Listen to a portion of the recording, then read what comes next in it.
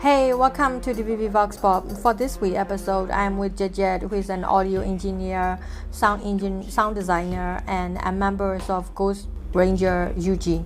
Thank you for joining with me, Jat Jat. Yes, thank you for having me. Can you briefly introduce yourself? Yes, of course. I'm Jat Jat. Since I was a teenager, I'm interested in audio engineering. Since then, I have been working as professional job. When the coup happened, I was also participated in the revolution as an underground rival force, and I also volunteer as an audio engineer in revolutionary films. On February 1, the military seized the power and axed the coup. So how do you feel on that day? On that day, it was my first day of shooting TV series for a channel. I was supposed to meet with my friend, but the internet connection and the phone signal are lost. And I also noticed that the people are spying at rice shop in the market. So I asked some of the people what happened, and they said the military act the coup. I didn't feel much because I already experienced when the military did in 2007 Saffron Revolution. At the time, I was participated as a student and joined the protests. I have faced how the military courage to the students, so I didn't surprise that much. When the coup ends and after the connection restored on that day, the director informed me that they all cancelled the series. I lost a lot of opportunities. I didn't know that you were participated in the Saffron Revolution. So how was the situation at that time? Is there any difference this Spring Revolution? I have faced some crackdown during that Saffron Revolution. Like the Spring Revolution, the military also arrests and kill students and monks.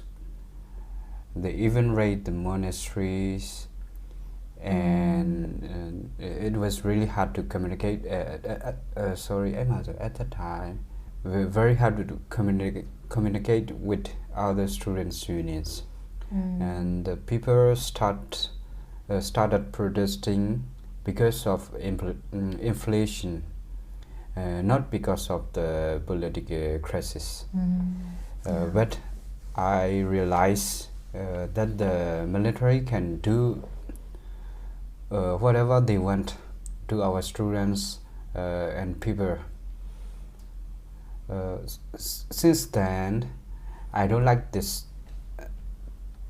I don't like the system that is controlled by the military. So I decided to drop out the university. At the time I heard about like students being killed and the monks also, but at the time I was really young. So yeah. And also you were in a part of the Saffron Revolution as a student. So, and also after the coup, and you also faced the military coup. So how did you join the underground force?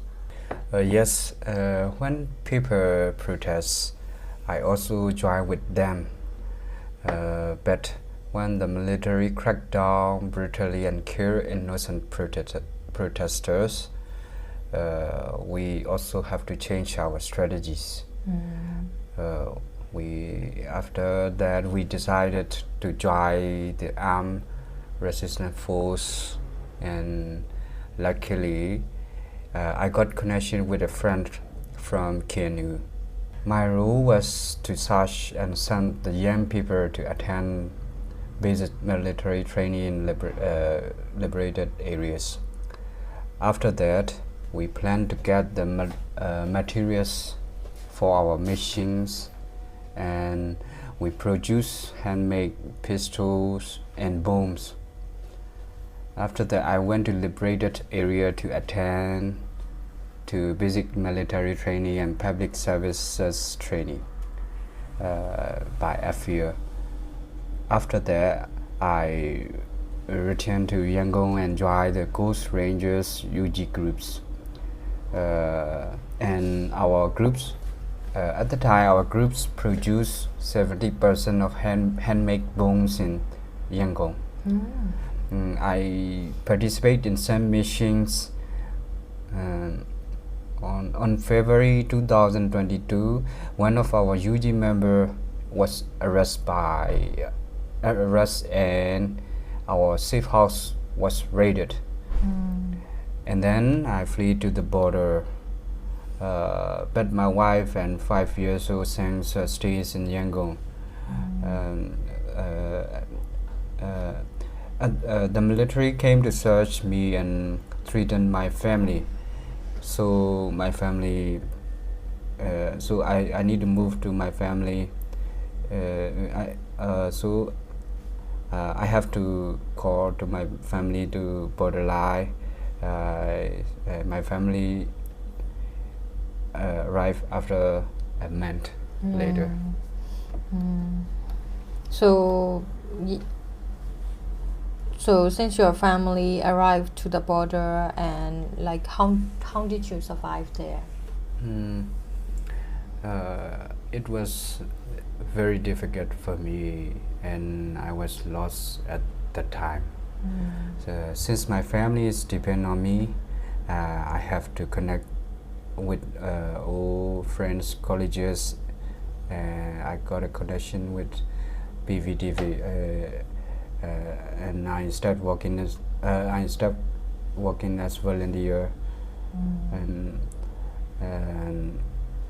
after that, I started working for Revolutionary Flames. On the other hand, I have to survive. I have to supervise the 2 UG groups that operate in Yangon, and then I moved to another province with the help of Free Burma Rangers because of my security concern at the border. Wow, what a journey for you and your family. So since you're in another province, what are you doing recently? Yes, since I arrived here, I have faced a lot of difficulties because me and my family doesn't have any documents, and the landlord kicked us out, and it was really far to stay safe place to live, and I don't have any jobs, but with the help of Free Burma Rangers and other people, I bought a motorbike, and after that I decided to do something since I don't have many left. So I started working as a delivery man for Burmese restaurants, and I also work as waiter in a restaurant, and I also help to find funding for injured PDF members and IDBs who came to Thailand for medical care. But I have some projects. I stay volunteer in revolutionary movies such as Stateless Person and Our 10. Yeah, but I'm really sorry to hear your difficulties during this time. But I have one more question. What do you think of Myanmar's future? Yes, we are working to destroy the dictatorship and the military destroy everything. We have to rebuild after we win the revolution. But I'm sure that we will win for sure. Yeah. I also wanted to see my comrade again. That's all I hope. Yeah.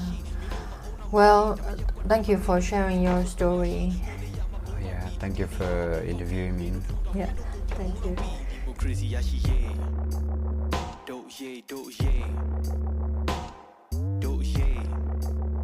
Democracy